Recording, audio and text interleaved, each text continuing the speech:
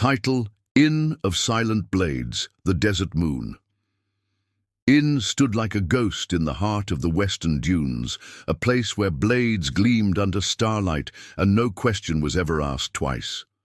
Merchants, mercenaries and fugitives passed through its ancient wooden gates, drawn by the inn's whispered promise of anonymity. But behind its cracked tiles and faded lanterns, something darker stirred. Lian, the innkeeper's daughter, had spent her life wiping tables, serving rice wine, and watching strangers pass like drifting clouds. She was quiet, unassuming, until one stormy evening when a wounded swordsman staggered into the courtyard, bleeding from a dozen cuts and clutching a scroll marked with the imperial seal. Before he could speak, assassins burst through the windows, masked and ruthless.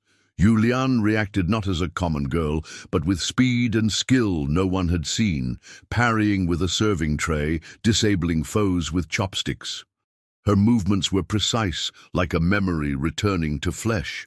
The guests watched in awe and fear. The swordsman, before dying, whispered to her, "The prince.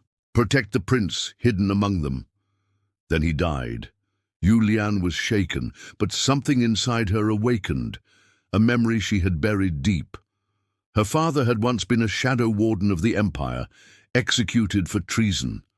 But he'd left her a secret legacy, one she now had no choice but to accept. As more guests arrived, an aloof scholar, a drunken warrior, a veiled lady with poison in her perfume, Lian began to suspect the truth. One of them was the lost prince of the fallen Eastern Kingdom, and one was the Emperor's personal assassin. But which was which? When night fell and a sandstorm roared outside, the inn became a cage of suspicion. Blades were drawn, identities unmasked. Betrayals bloomed like desert flowers. Lian was forced to choose, escape and survive, or risk everything to protect a stranger who might be the key to restoring justice.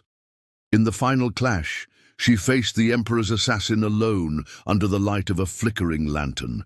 Her past, her training, and her father's ghost guided her hand. When dawn broke, the storm had passed.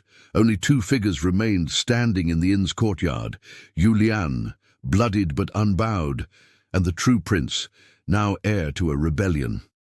Lian sheathed her blade, ready to walk the path of shadows once more, not as a girl hiding behind cups and silence, but as a warrior born beneath the desert moon.